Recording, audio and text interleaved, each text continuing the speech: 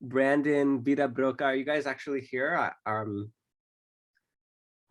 If not, then we'll just work. So, because I'm not giving a talk, we're gonna get in there today. Um, so, all right. Anyone else experiencing who sound like aliens? Oh dear. Okay, okay. Hopefully it's better now, eh? Um, got it. So, anyways, I realized that there's someone we talk to all the time. How we talk with people, it that sort of impacts how loved they feel, right? In a big way. And one of the people that we're always talking to is ourselves.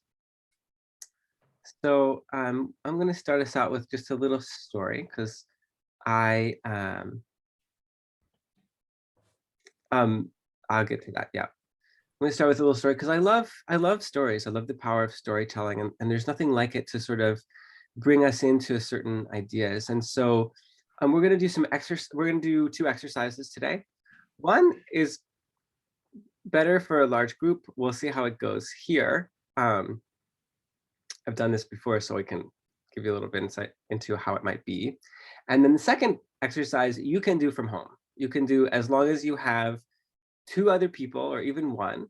It's a really valuable exercise. So, um, man on fire, can you hear me? Give me a thumbs up. Great. Okay, just to make sure. So, in World War II, in Japan, there were a lot of dog fights, right? Fighter pilot flights over Japan, over the archipelago of Japan. And a lot of these young men, right, 18, 19, 20-year-old soldiers, their planes went down and they were able to survive, and they escaped to these small uninhabited islands where they lived, sometimes alone and sometimes with a few other men that they found. They were all men, World War II. And uh, they lived there and lived undiscovered for 10, 20, and in some cases 30 years. They just lived completely independent of the world. And so starting 20 years later, they started to be discovered, and they started to be brought back to Japan. Now, there's two really interesting things. Um, oh, here we go. Welcome, Bonnie. I'm gonna start my story over again. You're like right here at the beginning with us. So telling a short story about it's World War II over Japan. There are these young soldiers who've gone down in their fighter jets.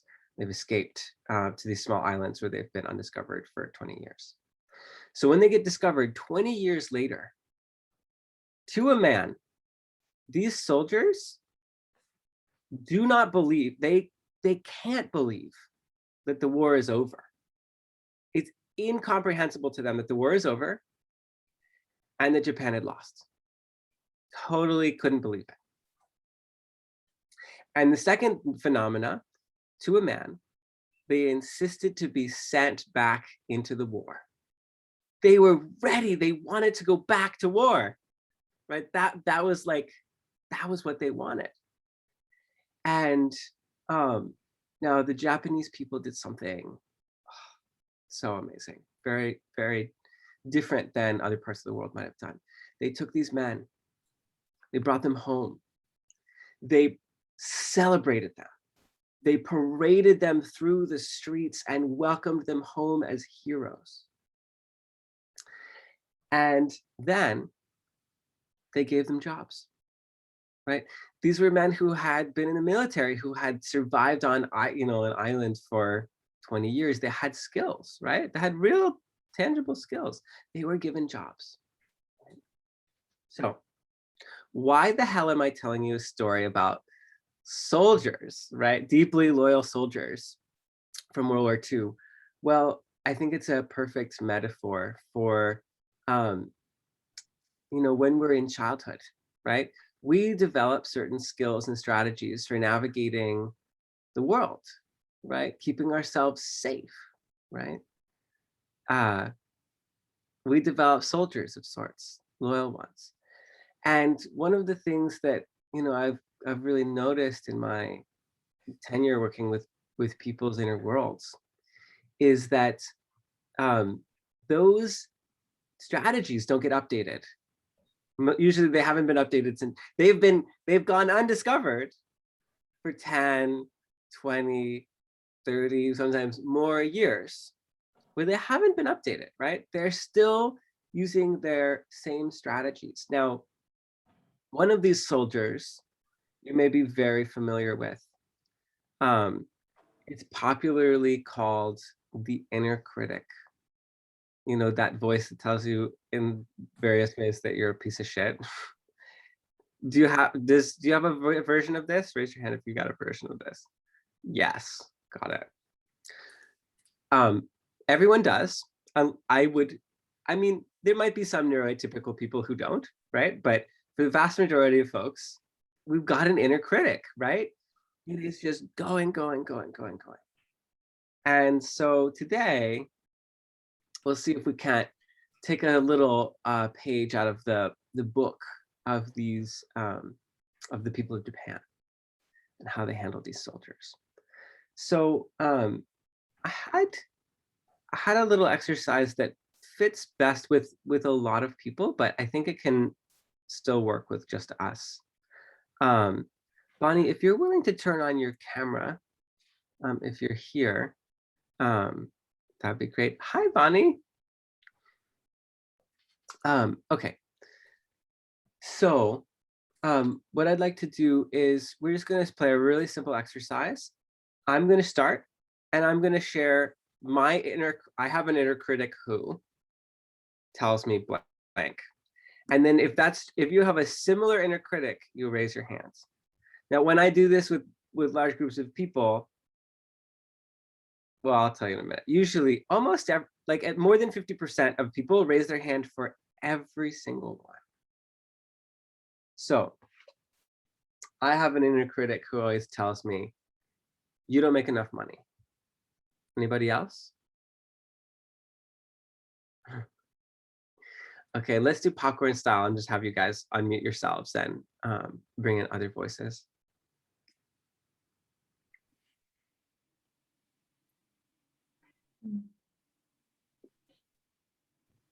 I have an inner critic that says that I lost some of the best opportunities in my life. Anybody else?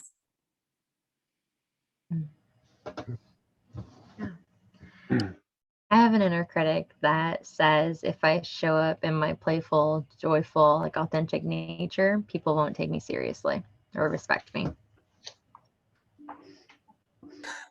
This works just as well with a small group. Okay. I have an inner critic that says I'm not good enough.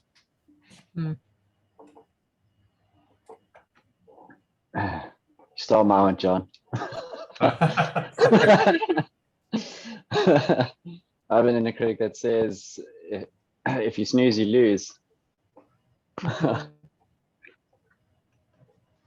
have an inner critic who says, don't say anything inflammatory. Don't upset people ever. Ooh. Ooh, I have an inner critic that says if you shine too brightly, it'll make other people not feel happy. Don't shine too brightly. It'll make other people feel uncomfortable. Yeah. Welcome, Sue. Thanks for joining us. We're doing a really simple exercise where we're just naming what are some of the narratives of our inner critic, and people raise their hand if they have a similar one. All right. Man on fire, do you have another one? I have an inner critic that says, you don't know how to become part of the crowd. Oh, just me. No, I have that too. Oh, all right. Okay, cool.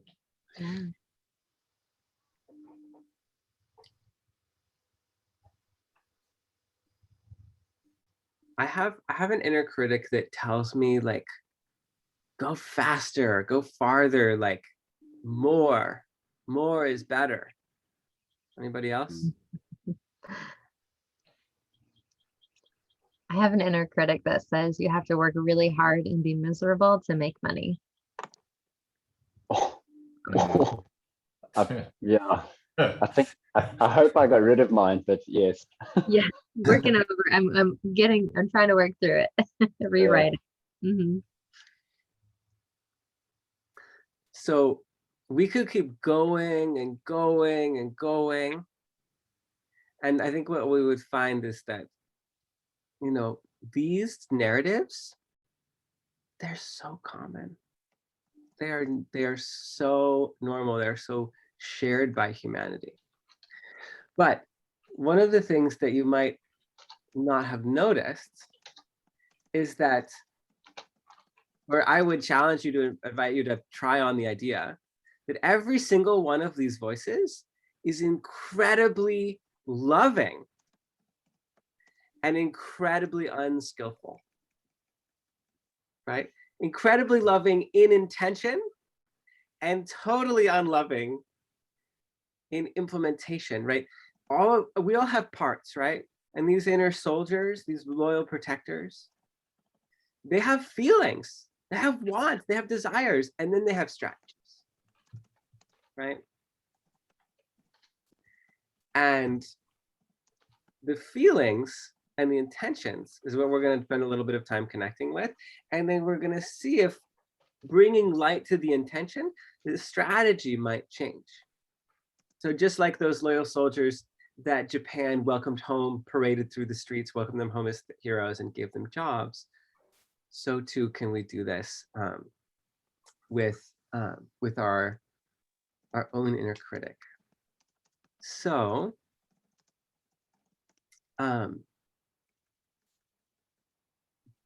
so what we're going to do is we're going to do something called translating the inner critic. Translating the inner critic. And so, for example, right, inner critic says, Peter, you don't have enough money, right? You never make enough money. Make more, work harder. Right? What if I translate that, if I work to translate, it's like, okay, so what for, right? In service of what? So the translation might be, Peter, I want you to feel so safe and secure and supported. I want you to not have to worry about money at all. So I'm going to look for every opportunity, everything that threatens that, and let you know so you don't have to worry about it, because I'm going to track it. Right? So that is like one example of a translation. So we're going to actually, I was going to break everyone out into groups of 3, but there's few enough of us that it's like, we're actually just going to work with all of you.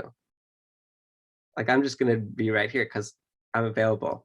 And so, Bonnie, may I work with you? Are you open to that? Cool.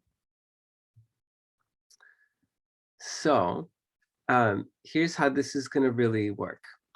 I'm going to ask you for a little inner critic, and then we're going to mine for its positive values, right? I'm going to ask you questions like, so that what, right? And so we're going to try and translate this narrative into an expression of positive values and a desire. You here for that? Awesome. So you can pick one of the ones that you named so far or something else, but I'd love for you to pick an inner critic, one that you actually work with on a somewhat regular basis, because that's going to be it's going to be a bigger lever, right, for making a shift in your life.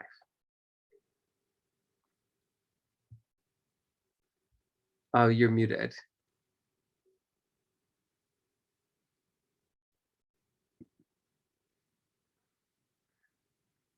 Can you? Oh. Okay, it's not letting me. No, you're back. You're here. I can hear you. Oh, perfect. Yeah, awesome. I'll route it to John. I was like, it's not letting me unmute with it. The setting was changed. Why don't we, because it's one that I am working through and like rewriting, I have to work hard to make abundant wealth.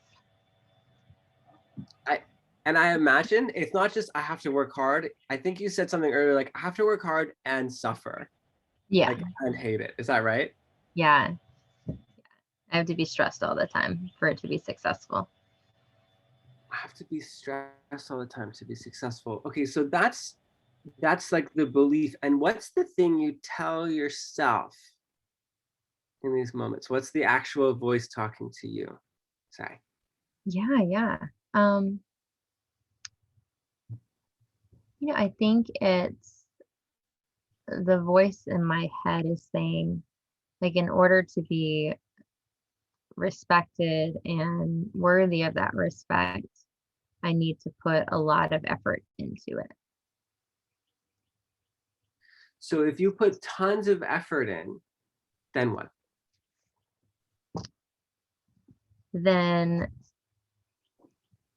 I feel like I deserve that accomplishment. And if you get the accomplishment and you deserve it, then what? It feels really good. Like I know that I earned it, I guess. Got it. So we can crowdsource here, but it sounds like so you said it will feel good. Can you say a little bit more? Like feel good in what way? It feels good that like I've accomplished something that I'm really proud of.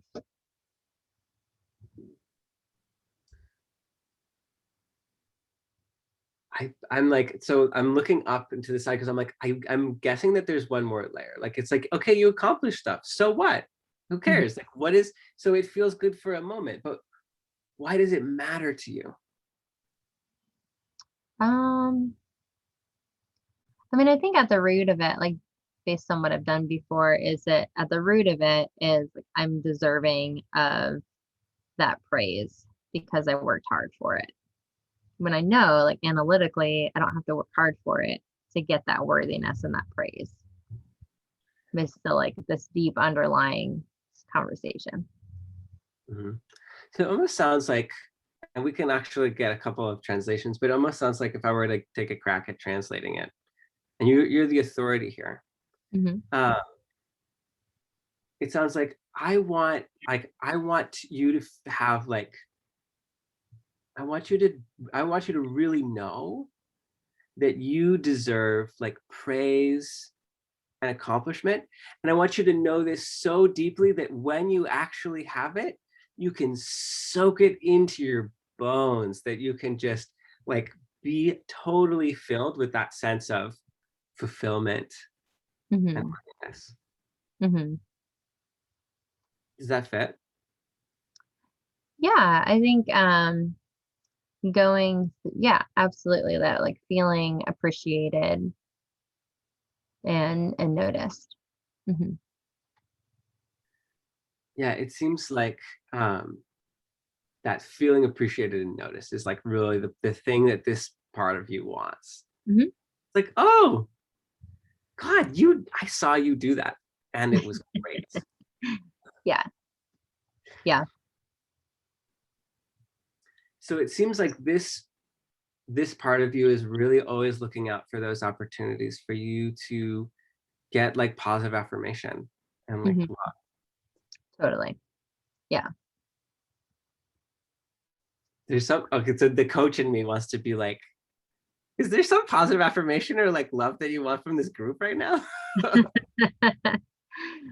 Oh, no, I don't think, I mean, I'm not really comfortable This is receiving. yeah, this is not there, but there's what I'm imagining is this part of you always tracks the Mhm. opportunities to show up and be Mhm. seen. Yeah. And take the risk of being seen in service of being really seen and acknowledged. Yeah. And that part's like super scary. So like the really being seen piece. Yeah.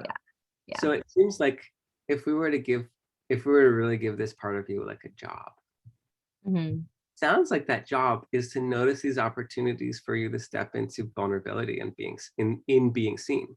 Yeah. Like it probably always knows like when those moments exist. Is that true? Yeah, definitely. And then there's like a little bit of fear that bubbles up with it. Hmm. And excitement. So, okay, one more question, and Mhm. then we're gonna move over to Man on Fire. Mhm. This this part of you that tells you to work really hard.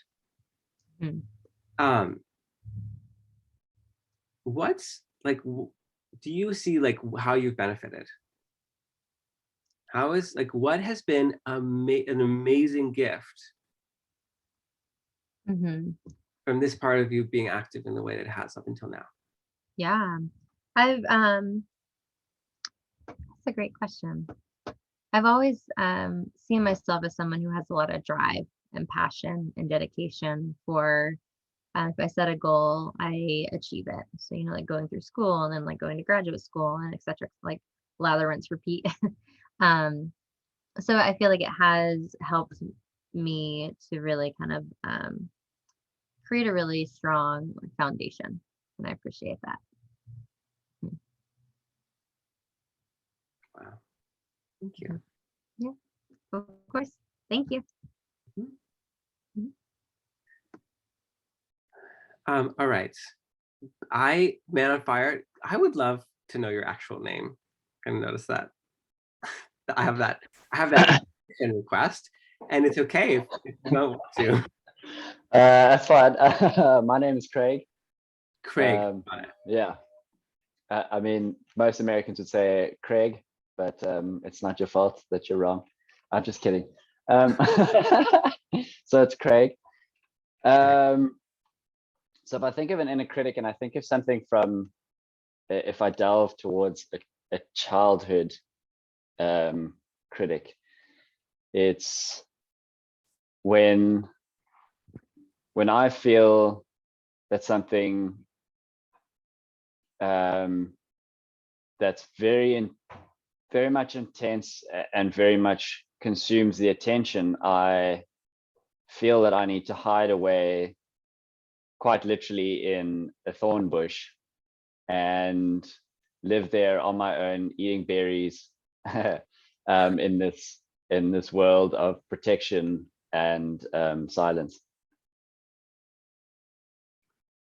So my criticism, my inner critic, is that as I need to confront major circumstances, I create walls and defenses and hide away. So the first part I didn't totally get. As you do blank, you need to create walls and hide away. What's the first part? It's when I need to speak up and be heard. Essentially, when I feel like I'm being neglected. Yeah. Got it. So if you speak up and you feel like misattuned to or neglected in some way, that's the time to like put up all these walls. Am I getting that right? Yeah. Yeah. Pretty much. Pretty much. Dial me in a little bit more.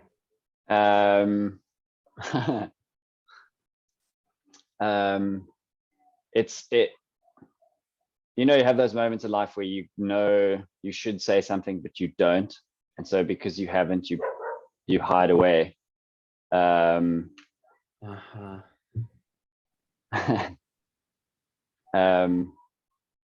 So my inner critic is afraid to speak out because I'll be misheard, and it's easier to hide away behind a wall. If I speak, I won't be understood. I'll be misunderstood, and that's worse than not saying being anything at all. Yeah. Safer to say nothing. Yeah. Wow. God, there's so much wisdom in that, like that I see, right? It's like there are actually moments, as I think about it, where it's like it could break us, or it could break me in moments to like actually speak up and be not heard in what I need to be heard in.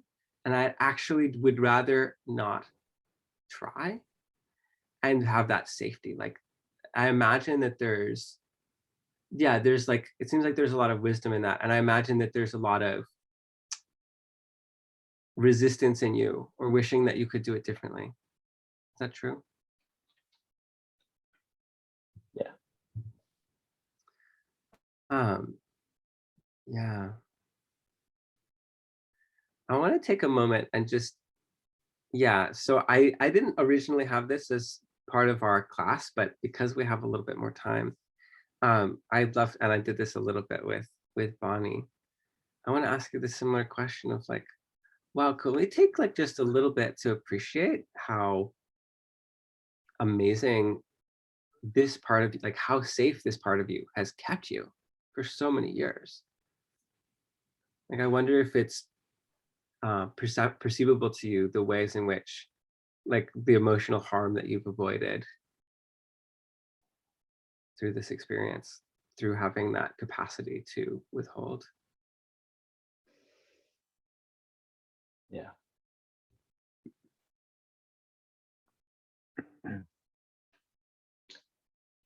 Yeah.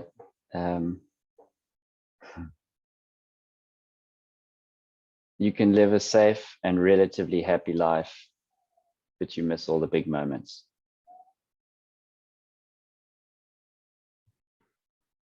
Say more. What's that? Sounds like a quote. What's your, like, that?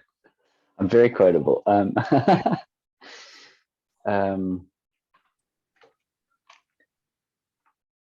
It's, I mean, it's a bit like agoraphobia. You can sit inside the house and be afraid of going out and meeting the world. But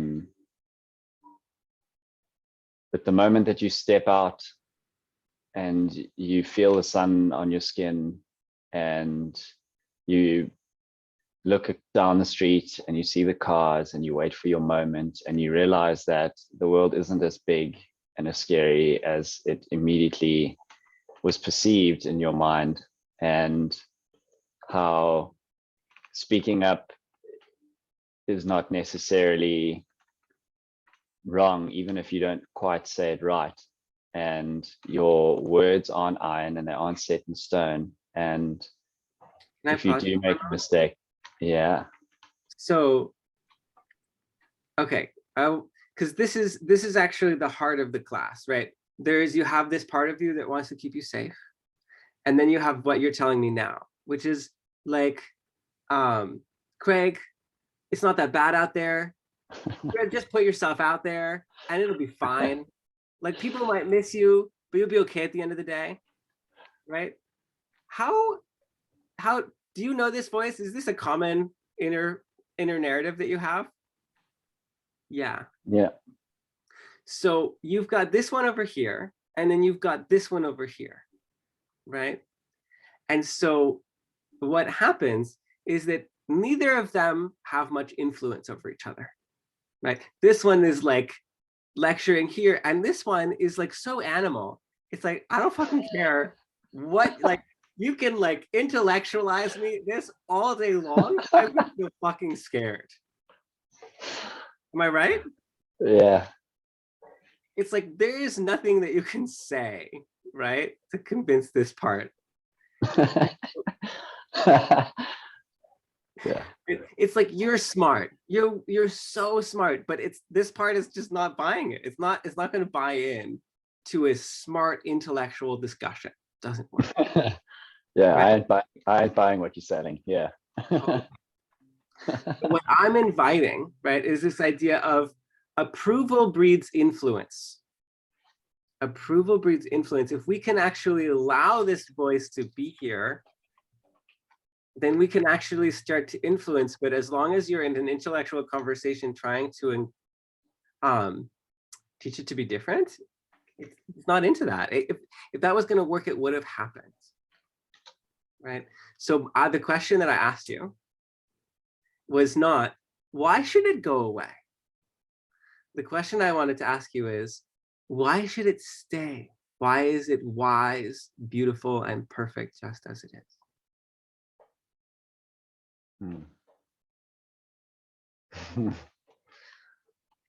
Fuck.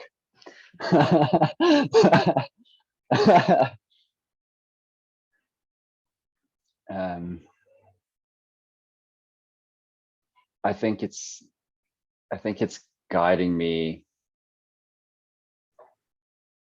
to open myself to communicate and accepting that it won't be perfect, but at least I'll be heard. I'm even imagining if you didn't have this capacity to hold things back and you just tried to be heard over and over again towards people who are never going to hear you, how much emotional harm you have avoided. Does that make sense? Right? Because I've been there. I've been like, hear me, hear me, hear me. And it's way more harmful than being like, they're never going to fucking hear me. Okay, never mind. You know, like, like there is real wisdom in this strategy. And may I translate for this part a little bit? Craig, I want you to feel so safe. And I'm going to practice really wise discernment around who deserves your honest truth and who does not. I'm going to be so careful. I'm going to protect your tender heart by holding the gates of your vulnerability and your voice.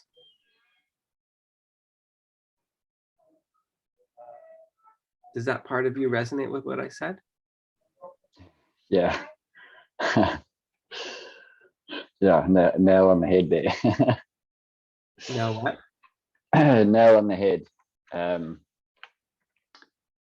Protect and vulnerability, the two words that stood out. Yeah. It protects your vulnerability for those who've earned the right to receive it. That's a beautiful gift. That's all it wants. It just wants wise discernment. I think that's what it's really asking for.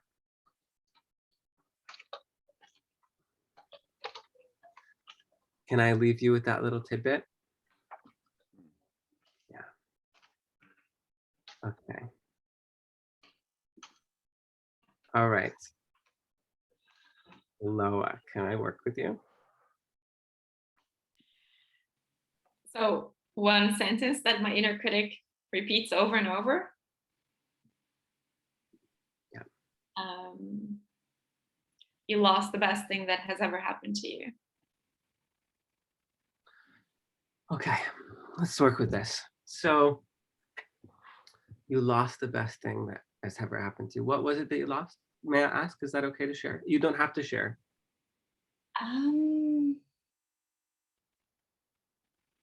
It's not one thing in particular. It just keeps happening. It just keeps happening. Love, opportunities, journeys, money, friendship. Yeah, like, oh, you had a freaking amazing career and now you're like super unstable, and like you had stability and you had like certainty of money, and sometimes it isn't even true. Like you had somebody that really loved you and you let them go. Like you had the best relationship you could have ever dreamed of and you just let that slip through your finger. Like you had it all to be the CEO of blah blah, and like look at you now.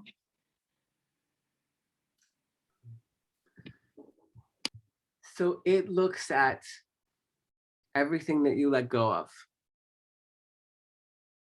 in service of what?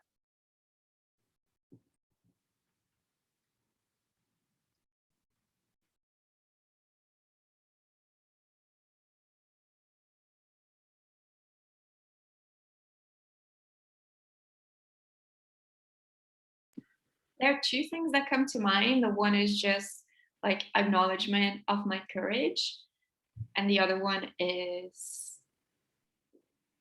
fucking woman, you get to like you you just get to love, like, wow, you really gave yourself there, like, wow.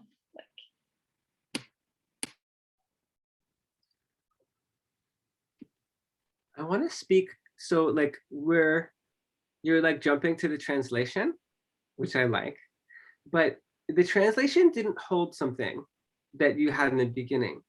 There was this energy when you spoke of like, I'm missing something, right?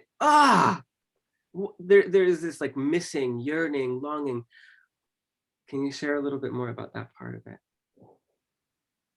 Actually, about this inner critic as it is now, not evolved yet. We're not growing it up yet.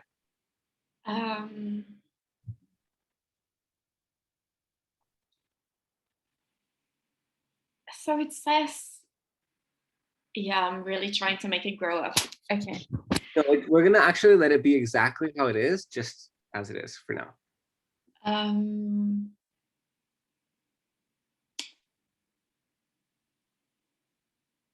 So it tells me that I'm not good enough, that everybody that thought I deserved love, or that I was gonna fulfill this promising destiny. Yeah, I just had like people look up to me a lot as a child, like, oh my God, I was this incredible human being that was going to accomplish so much. And I deserve so much, and that is so special. And my inner critic is just like, they don't know you. Like, you're not that at all. They were so wrong about you.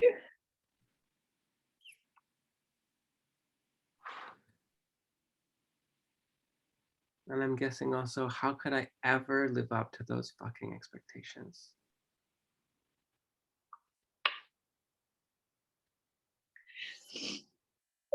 Maybe. Yeah. Yeah, just like I actually only get love if I get to be that person. Like if I'm not that, like if I don't match your dreams, then do you love me? Then am I enough? Just as it. Yeah. It's almost like there's some deep part of you that feels really invisible in the needing to be this star girl. Yeah, it's just tiring. I just feel like I never get to rest.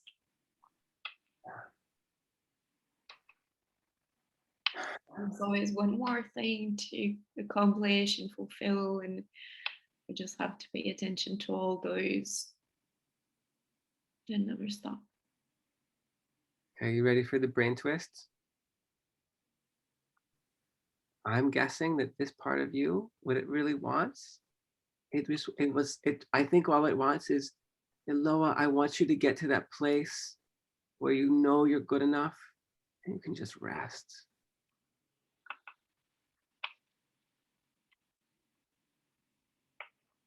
Yeah. Like, I want you, I want you to know that you don't have to do anything.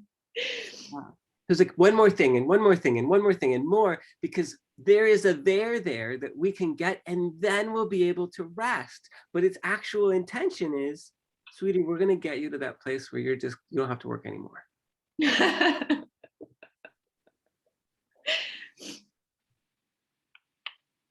Does that resonate with that part of you?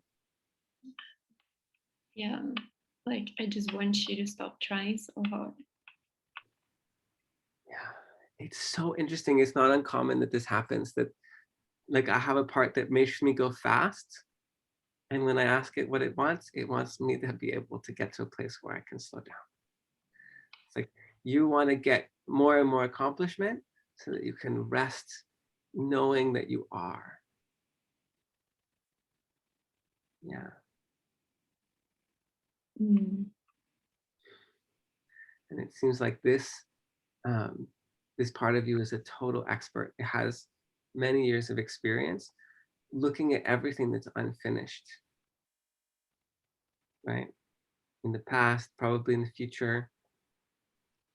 Yeah, everything that I can better. Anything that can be better, it's like, oh, sweetie, there's something that can be better. Our work's not done yet. Yeah. Yeah. So, from this place, if you could give this part of you a new job, so good.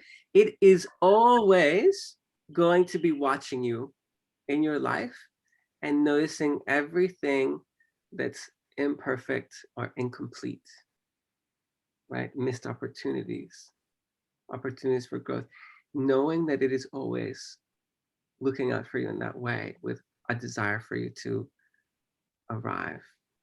Mm. And you were to give it a job, what job do you want to give it? Mm.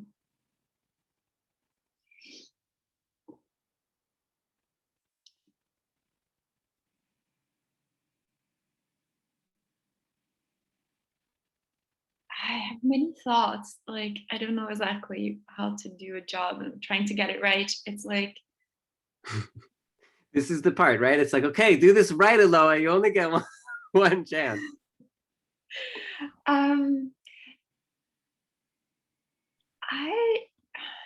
it's a little bit of a cheerleader. Like, it's something between a cheerleader and a Zen master. Like, just come back here. Just come back. Just give me your hand and come back here. Like, just be here with me now. It's kind of this like grounding, maybe a grounding job. It almost sounds like it can be like, hey, there's more work to do, but we can take 5 minutes to just right? Oh my God, this is another place where we can actually like feel a sense of rest and arrival, just for maybe a few minutes, right? Mm-hmm. There's more work to do, but gosh, you've worked really hard. We're getting closer, right? Maybe it says. Mm-hmm. And this is actually my homework for Craig and Bonnie, for you guys too. This is the other homework I was going to give everyone, is to give that. It's like, if you were to give it a job, right? If you were to give it a job, what job do you want it to play? Knowing that it's going to do what it's always done, right? Holding the awareness that it's always held. What can it, how can we grow up that narrative, right? So when we say, you know, Eloah, when you hear like, you know, you missed out on all these opportunities, you're not enough. It's like, oh, thanks. It turns to, here's an opportunity to take a rest and appreciate how far we've come. And to pretend for a moment that maybe we've arrived and we're actually enough. Because sweetie, that's what I want for you. I just want you to rest.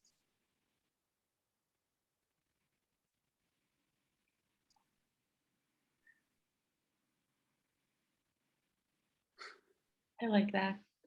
I like the pretend we have arrived.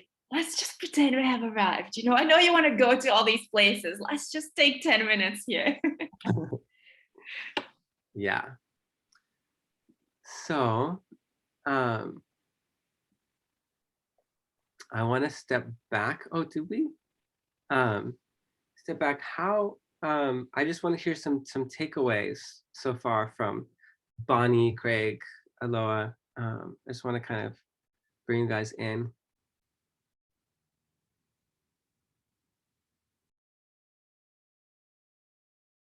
And you can speak. You don't have to type.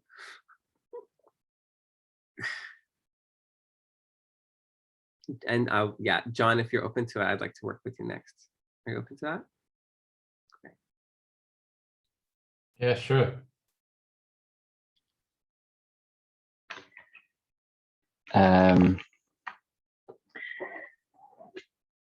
I think the takeaway is what I've noticed is giving yourself the opportunity to see the other side of the coin.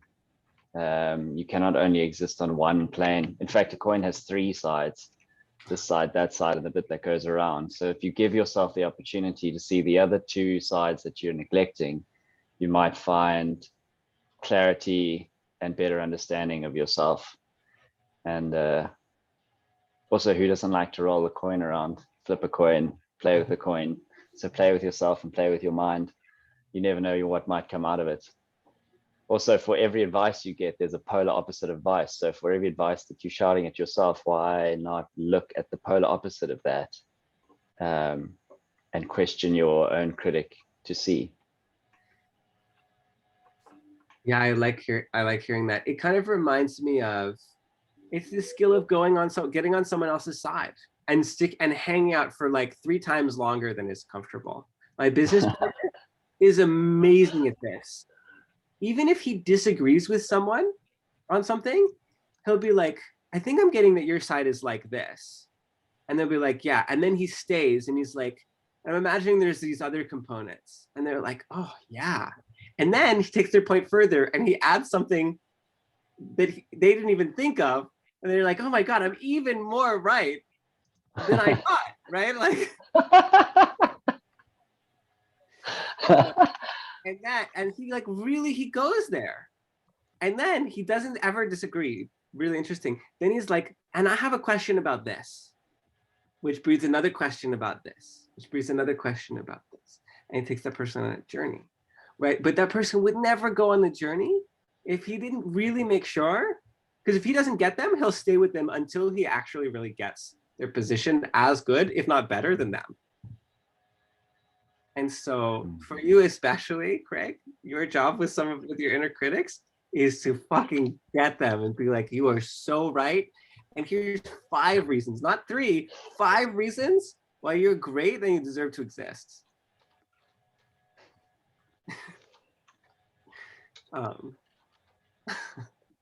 That was a little bit of a side tangent, but it was. Yeah. Okay. John, may I work with you? Yeah, sure. All right, let's get in there. So, may I have an inner critic voice? Wow. It's very similar to Eloah, where I'm just not good enough, right? In the area of my music, like I'm just not, and it's not because I want to make it. I just want to get up there on stage and do it, right? And I'm just stuck, and I'm not good enough to get up there. Yeah, you're not good enough to get up there. Say more, like, how come? Because I see people that I used to play in a band with, and they not bandwidth. I spent too much time on the internet.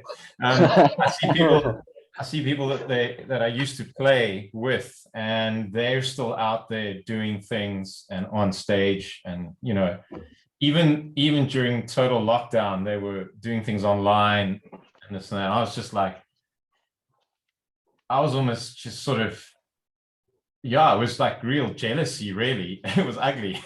And I was just like, and then I thought, well, I can do this. And then I just got stopped in every single direction I went into. I just totally stopped and I just didn't do anything. I didn't take any action at all. It was just like, and it was that inner critic going, yeah, you're not good enough. So not even just, yeah, I didn't sing a single note. Like in about 1.5 years, I haven't done anything. And what misery have you avoided? Failing. Yeah. Failing really sucks. Like, really bad, especially publicly. Like public humiliation is one of the top 5 fears that people have. Like, wow, it makes so much sense to me that you would both want to and not want to do this thing. And that the part of you that doesn't want to won over and over again. Yeah. Yeah. I want to understand the not good enough. What's the story? If I showed up on the internet and I sang for people, what would happen? What does it believe?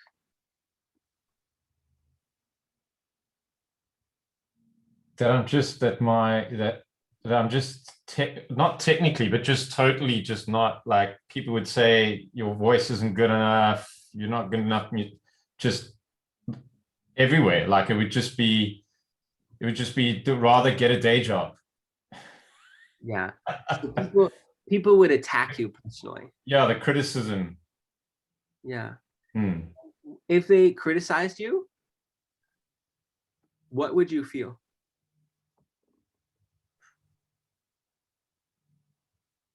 I'd be hurt. I'd be hurt. I'd get upset, and then I'd be hurt, and then I'd probably get angry, and I'd probably get into, oh yeah, it could get messy, but I'd definitely be hurt, and I'd be, because it's my passion, right? It doesn't pay my bills, but it's my passion. It's what I love to do, and I just don't get to do it. It's like, so there's if somebody criticized me, I'd be quite hurt about it, and I'd be like, F you, you know. There'd be a hurt, but then there'd be a front going, screw you. Right. There would be this part of the fuck you, blah, whatever. Yeah. Totally. Yeah. So the way that I'm hearing it, John, is that there's this protector, this part of your unconscious. It says, look, John, your passion, your love of singing is so pure and important, and I don't want to risk creating a bad impression or a bad relationship with it at all. It's so precious.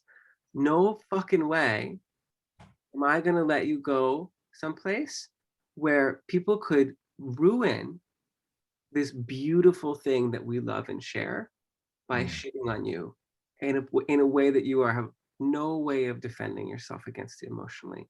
That is too much of a risk. I'm going to protect your passion and your love. Does that resonate with it, or am I missing it? No, that's totally it. You nailed it. Yeah. I'm like, Yeah. oh my God, I'm so glad that you have that. Like, this part of you knows that you don't actually have the emotional resources to deal with the kind of criticism that you could get. And so you get to still have your passion. You're frustrated, but I imagine you'd rather be frustrated and passionate than out there and disillusioned and having let go of something, or be poisoned to something that you used to love.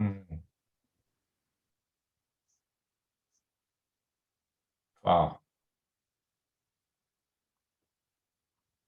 Okay, I didn't see it like that before. Yeah, I'm actually, so the whole, yeah, I'd rather be frustrated than, wow, okay. Yeah, that went right through me now. That was like, yeah. Yeah, I felt that one. Yeah. No contest. It makes sense. I'm on its side, like, completely, like, really, like, I'm like, don't do it, you know?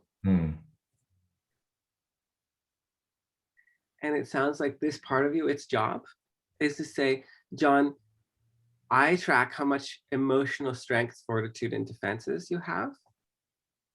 And I'm going to stop you from going to places, I'm going to stop you from going into a war zone that you don't actually have a shield that's going to keep you alive through that experience.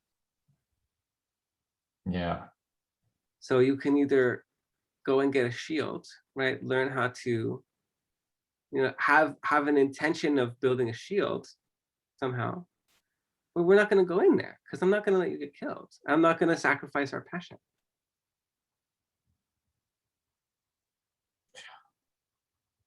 Yeah, that's so spot on. And it's like a swamp of it. It's not just like a little, I'm not just stuck in the mud. It's like a whole swamp of it. Yeah, totally. Yeah, it's looking out for you. And I invite you for this next week to see if you can, like, find every place where it's really taken amazing, beautiful care of you up until now, and just give it so much approval. and then we'll see, and then see what happens from that place. Really, not I'm going to give it approval so that it so that it goes away, so that no, right? Real approval for 1 week with no expectation, just really seeing there is actual, real, genuine wisdom here. Mm.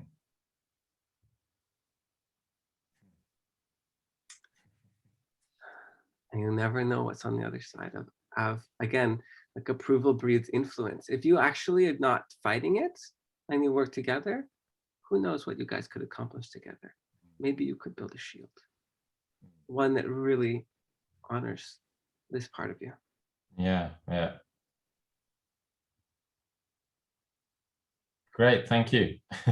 Yeah, totally. Oh, I have like tingles all over my whole body. I just feel like so like I could cry. Like I feel so like much gratitude for getting to work with you guys instead of sending out into breakout rooms to work in this like more intimate way with each of you. It felt like such a like an incredible gift. And I feel humbled by the loyal soldier work. You know, I'm like, oh, it's so important. It feels so important to me. Yeah, I'd love to take maybe I know I have 1 minute, but like a couple takeaways.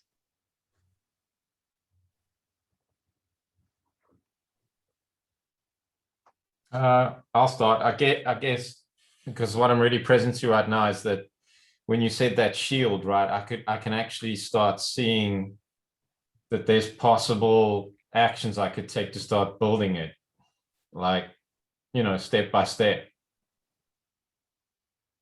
There's now an access for me to look at, okay, if I take that action, what's that gonna do? And if I take, you know, so I can actually start seeing that now. Something's opening up. So thank you. Yeah, totally.